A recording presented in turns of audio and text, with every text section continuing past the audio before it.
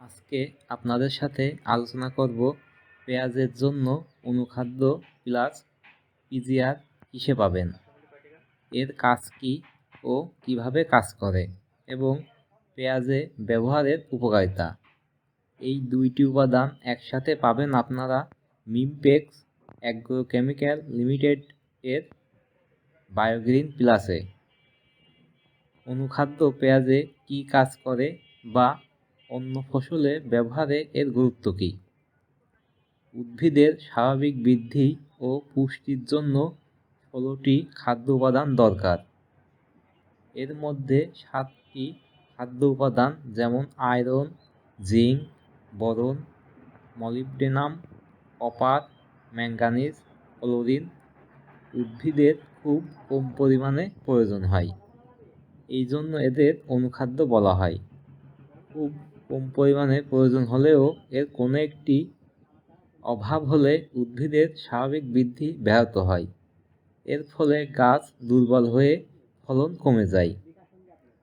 এর মূল কারণ একই জমিতে বারবার চাষ এবং অধিক ফলনশীল জাতের চাষ বেড়েছে, যাদের অনুখাদ্যের চাহিদা খুব বেশি। জমিতে যথেষ্ট পরিমাণে জৈব সার প্রয়োগ হচ্ছে না, যার মধ্যে প্রচুর পরিমাণে অনুখাদ্য রয়েছে।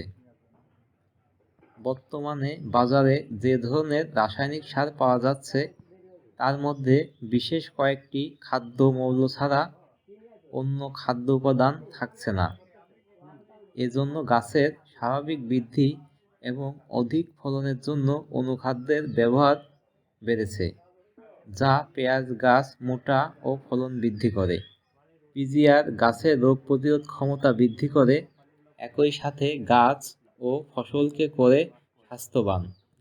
এটা খুব সহজেই ফসলের মূল, কাণ্ড ও পাতার মাধ্যমে গাছে ছড়িয়ে পড়ে।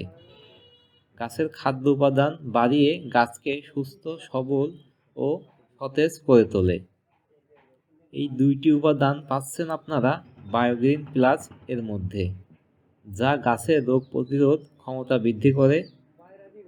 এটি ব্যবহারে ফসলের শতকরা 15 থেকে 20 ভাগ ফলন বৃদ্ধি পায়। এটি সকল প্রকার ফসল, ফল ও সবজিতে ব্যবহার করা যায়। পেঁয়াজ বা রসুনে ব্যবহারের ক্ষেত্রে গাছে আগামরা বা পচরা থাকলে ব্যবহার করবেন না। যে কোনো ছত্রাকনাশকের সাথে এটা ব্যবহার করা যায়। আপনারা প্রতি 5 লিটার পানিতে বায়োগ্রিন প্লাস 20 মিলি হারে ব্যবহার করবেন। এছাড়া যে কোনো তথ্যের জন্য কমেন্ট করে জানাতে পারেন এবং আমাদের চ্যানেলটি ভালো লাগলে একটি লাইক ও সাবস্ক্রাইব করে পাশে থাকবেন। ধন্যবাদ।